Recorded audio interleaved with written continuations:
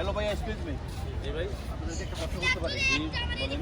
প্রশ্নটা হলো, এই যে দুইজন আপনারা হেঁটে যাচ্ছেন, জি, তো আপনাদের এই চলার পথে আপনাদের সাইডটা কি ডাইন হবে না বাম হবে?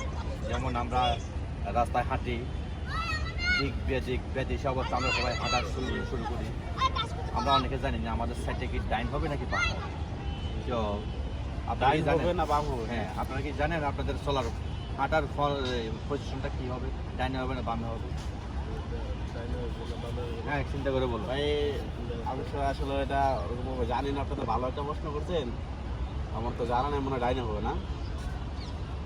চিন্তা করে বলুন। হ্যাঁ, আপনি বলুন। হ্যাঁ, কিন্তু ডাইনে হবে না বামে হবে? সম্ভবতটা বাম সাইডে হবে। বাম সাইডে হবে, বাম সাইডে। এই যে এই ভাই সুন্দর বলছে, সম্ভবত বলছে। অ্যাকচুয়ালি আমরা এই বিষয়গুলো নিয়ে অনেকে চিন্তা করি না।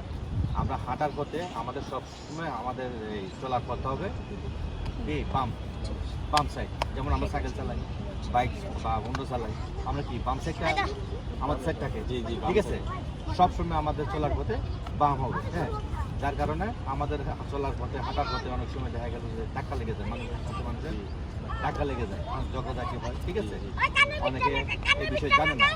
তো আমার এই প্রশ্নটা আপনাদের কি উপকার হয়েছে? এটা কি জি জি ভাই, ভালো লাগছে, প্রশ্নটা ভালো লাগছে ভাই। এটা অনেক সময় ভুল হয়ে যায় রাস্তাঘাটে চলার ক্ষেত্রে। প্রশ্ন করাটা ভালো হয়েছে, আমাদের জানা হলো। অনেক সময় অনেকে ভুল বোঝে, এটা বোঝে না, উল্টা কথা বলে। মূলত আমার মনে হয় ভালো যে হয়েছে। এই কারণে অ্যাক্সিডেন্টগুলো বেশি হয়। জি, তো আপনাদেরকে অসংখ্য ধন্যবাদ। ভালো থাকবেন। অবশ্যই ধন্যবাদ। আপনাদের মাধ্যমে এই ভিডিওটি যারা দেখবে তারা অবশ্যই সচেতন হবে। যারা জানে তো জানে, আর যারা জানেন না তারাও জানবে।